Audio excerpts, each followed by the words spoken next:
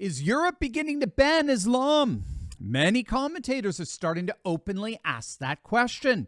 We're going to look at exactly what's happening in Europe and see how it relates to a worldwide trend that's decisively restructuring our world and permanently ending the liberal world order as we know it. Hey, gang, it's me, Dr. Steve, your Patriot Professor, here to help you to think better so you can feel better in these crazy and turbulent times. If you haven't already done so, you know what to do. Make sure to smack that bell and subscribe button. And again, a huge thank you to each and every one of you.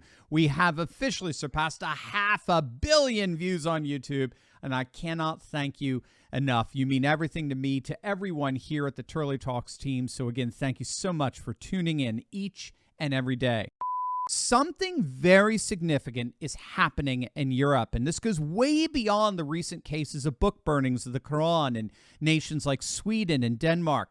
In the nation of France, Muslim girls are no longer allowed to wear garments known as abayas in schools. The new law, which takes effect as of this September, is aimed at preventing what French officials believe to be a deliberate attempt by Muslim students to convert French citizens to Islam.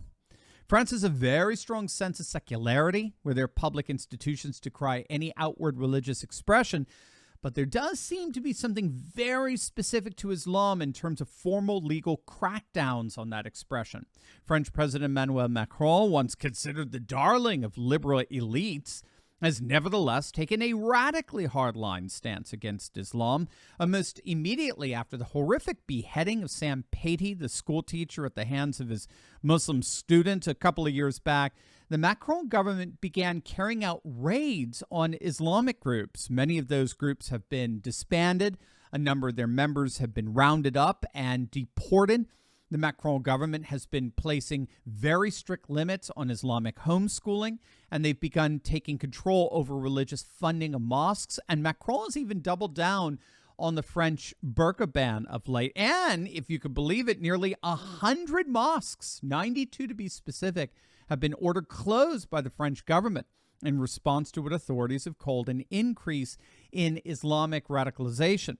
But what's so fascinating here is that France is hardly the only European nation engaged in public policies deliberately designed to suppress Islamic influence. The nation of Austria has just shut down several mosques, expelling upwards of 60 Turkish-funded imams as part of a crackdown on Islamic extremism inside their borders.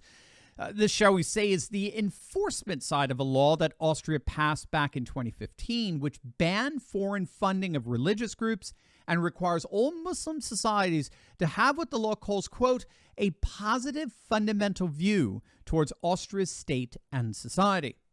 But that's nothing. Wait until you see what Switzerland just did. It's going to blow your mind. But first, we've got our own Patriot to support here.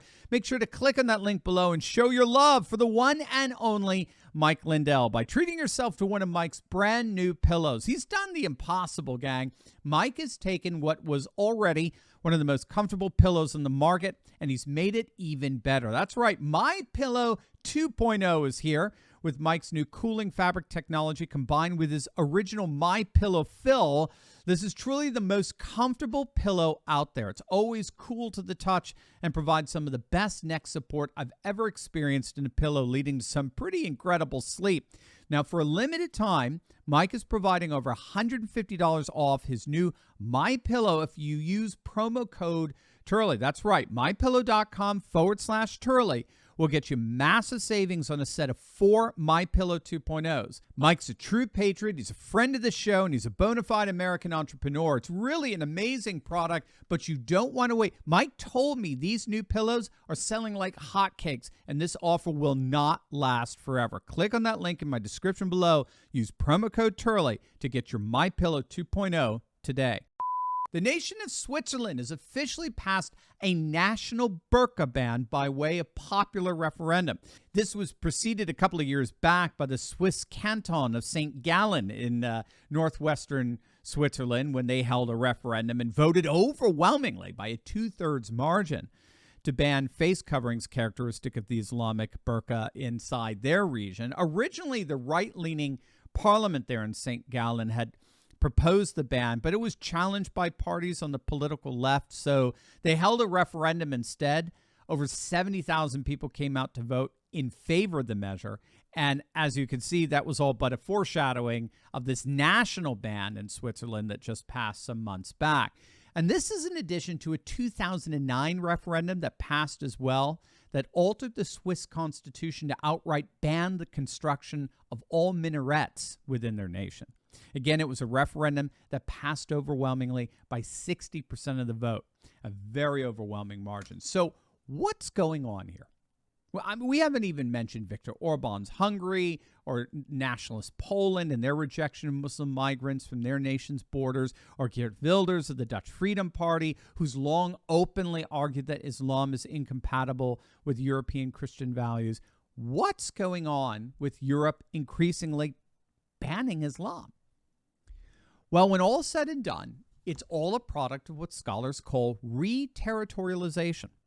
As liberal globalism wanes around the world, more and more populations are reclaiming their cultural space, and they're beginning to take action to protect that space from any remaining vestiges of the radically anti-cultural dynamics of transnational globalization.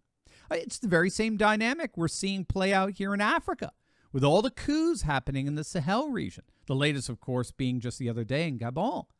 What all these nations have in common, Gabon, Niger, Burkina Faso, Guinea, Mali, what they all have in common is that they were all once French colonies, and now they want to expunge any and all remaining French influence, particularly its political and economic influence from within their borders. It's the exact same thing we're seeing in Europe. It's just working the other way. More and more populations are reclaiming their cultural space, their land, their regions, their borders, their national sovereignty, and in turn, increasingly expelling what they consider to be foreign influences that are threats to that cultural space. This is, in many respects, around the world, the new normal, as they say. If globalism over the last several decades remapped the world around political and economic norms, where liberal democracies and corporate capitalism were supposed to be adopted by all nations and populations and throw away all their nationalism and the like, now the world is more and more rejecting that and remapping more and more around culture and civilizational traditions, such that globalist norms are seen as simply new forms of Western imperialism and colonialism and are therefore being radically rejected.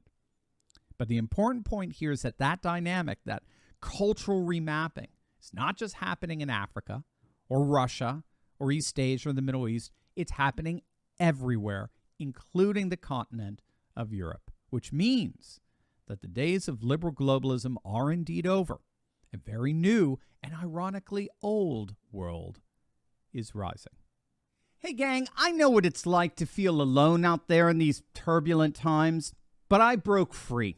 If you too have been looking for a community with like-minded patriots who are serious about resisting globalism, building a parallel economy, and having intelligent and deep fellowship on a regular basis, then you've come to the right place. In my Courageous Patriot Insiders community, we're building a close-knit movement of, by, and for patriots who are breaking free from the outrage and despair cycles of the mainstream media and taking on the fight against globalism. Every week, I deep dive into the content I can't share on big tech and give you the cliff notes on the truth of how patriots just like you are building up their communities, starting patriot businesses, and fighting the woke in both public and private.